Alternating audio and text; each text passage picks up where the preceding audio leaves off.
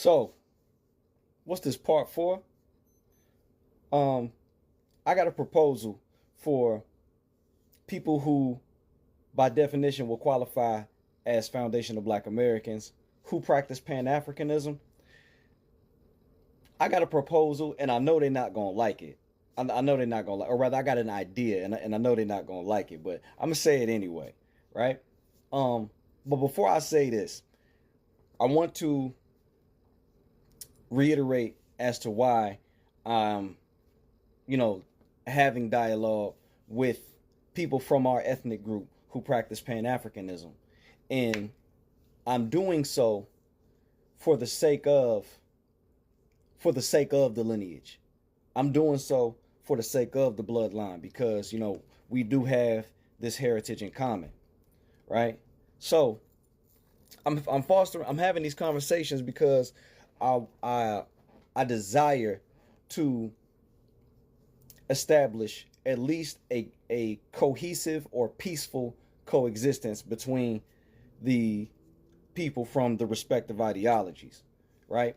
And what I mean by this is, again, not combining the ideologies or coming up with some kind of weird organization or coalition or nothing like that, but I would like for there to be peace between the two so that when issues arise in the community in terms of pew violence, substance abuse, domestic violence, hell, just even being able to support one another's businesses, you know what I'm saying? Regardless of our difference in our approaches to beating the system of white supremacy, we should be able to occupy the same spaces where we agree on a problem and, all be able to roll our sleeves up together and address that problem, right?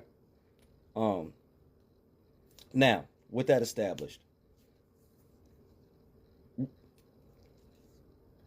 is my belief that Pan-Africanism just needs to be rebranded as far as Black Americans are concerned. You know what I'm saying? As far as Black Americans who practice Pan-Africanism, it just needs to be rebranded. It's just got to be rebranded because a lot of people in Black America, we reject the name African. All right, we reject that name. We don't want that name. And it's not because we hate Africa, and it's not because we hate ourselves. No, we are proud Black Americans. Okay, our ancestors were even talking like that during the abolitionist movement. Now I was informed that there was a couple of organizations, way back in that time who had African in the title, like the New African Society, like and also the African Methodist Episcopalian Church, right? Okay, cool. That's fine.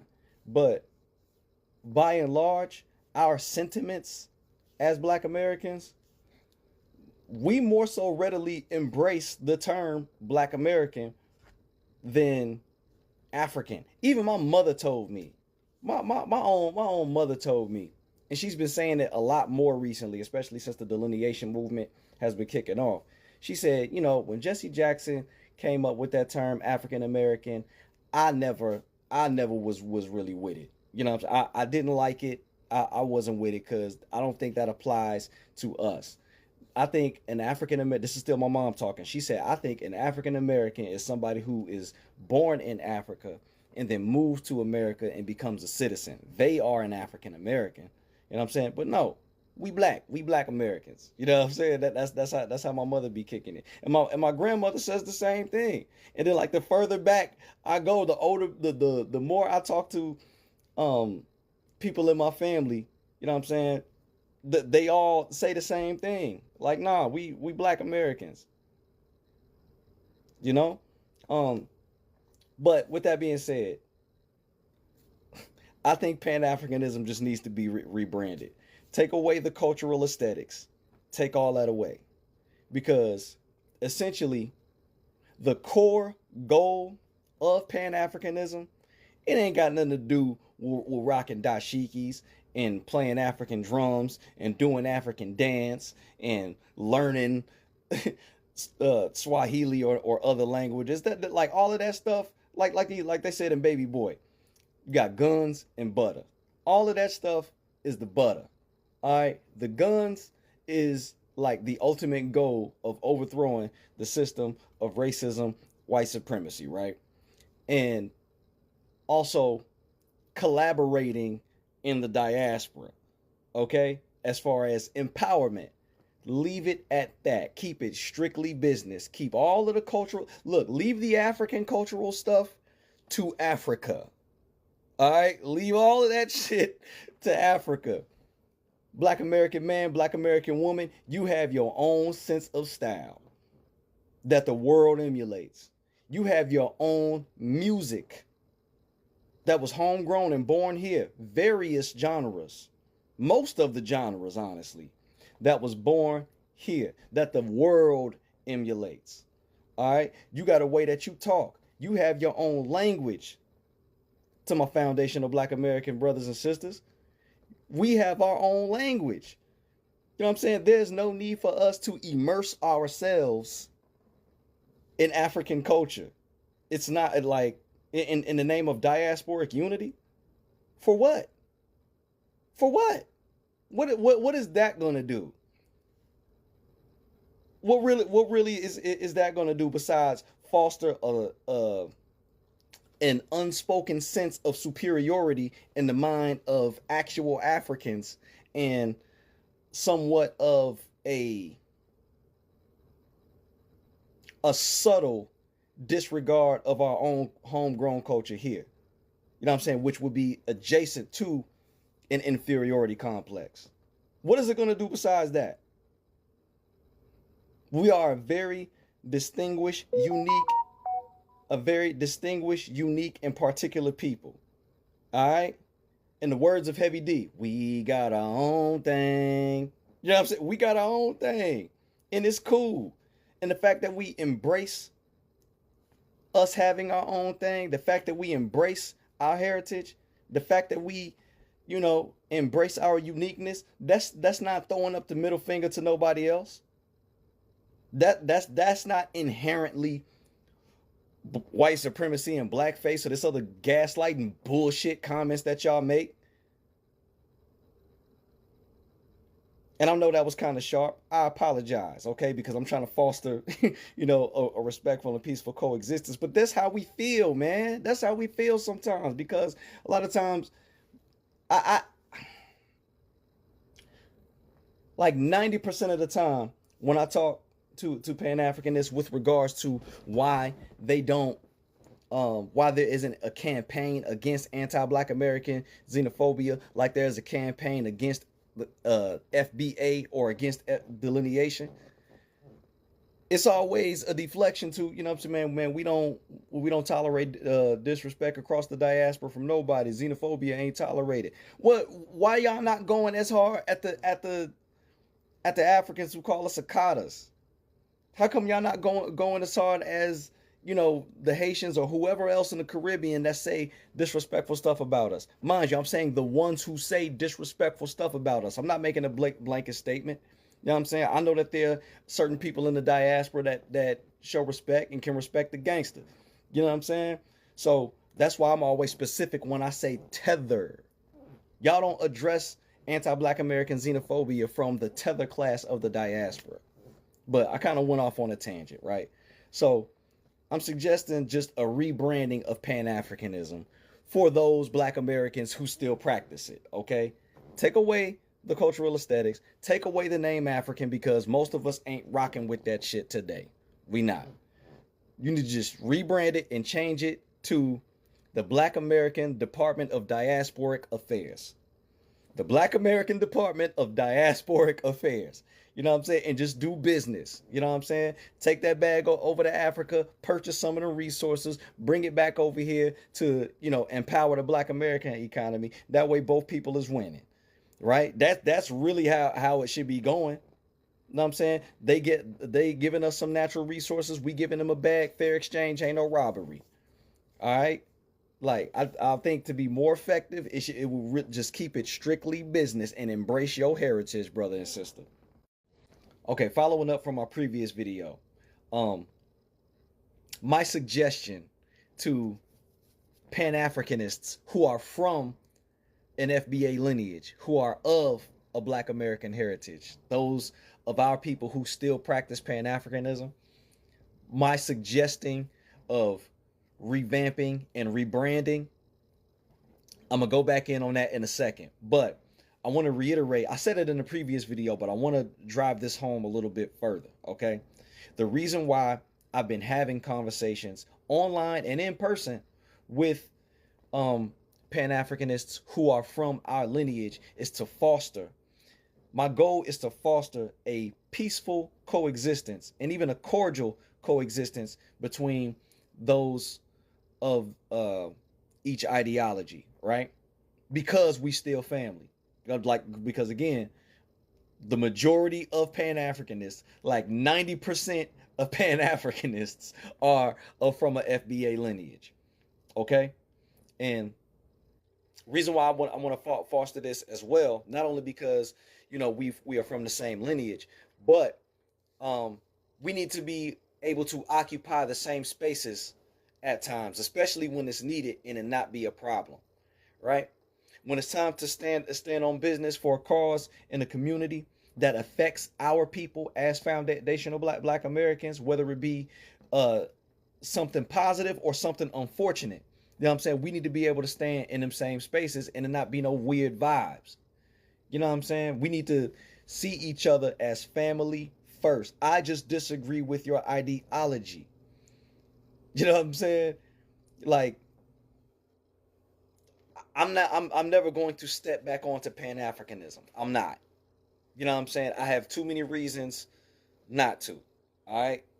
I'm never going to go back to the Pan-African point of view. Hell, there are some Pan-African brothers and sisters that feel like, shit, I'm never going to delineate. You know what I'm saying? Like, my heart is set on Africa. I know I'm going to go to Africa.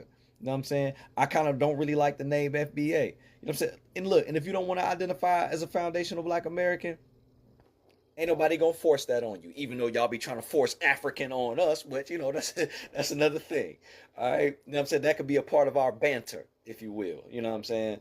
But no, when things happen in the community that are vital and pivotal, we got to be able to, again, stand in those same spaces and it not be an issue, right? We are here to address an issue that affects all of us as Black Americans, as foundational Black Americans. All right.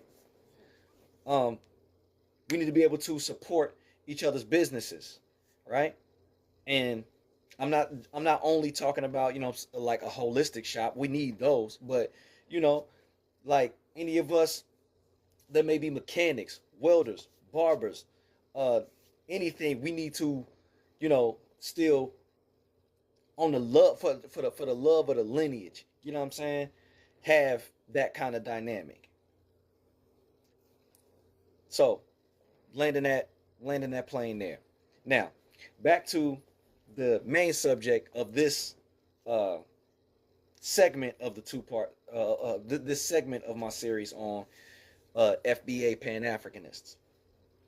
Again, I'm suggesting, which I know y'all gonna say hell no. I know y'all gonna be like, man, hell no. But like I said in the previous video, I'm suggesting that Pan-Africanism, as far as Black Americans are concerned, it needs to be revamped, rebranded, and renamed. Revamped, rebranded, and renamed. Okay? Because like I said, a lot of Black Americans do not accept the name African. You know what I'm saying? Or if they do, it's like, yeah, sure, yeah. Like, yeah, okay. It's kind of like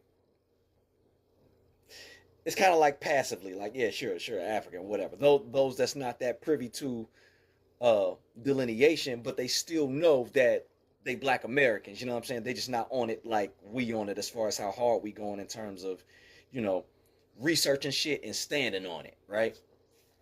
But yeah, still by and large, like especially now, like we are rejecting the name African. Not only African, but African American ain't even good enough. We not even down with that. Like, no, no.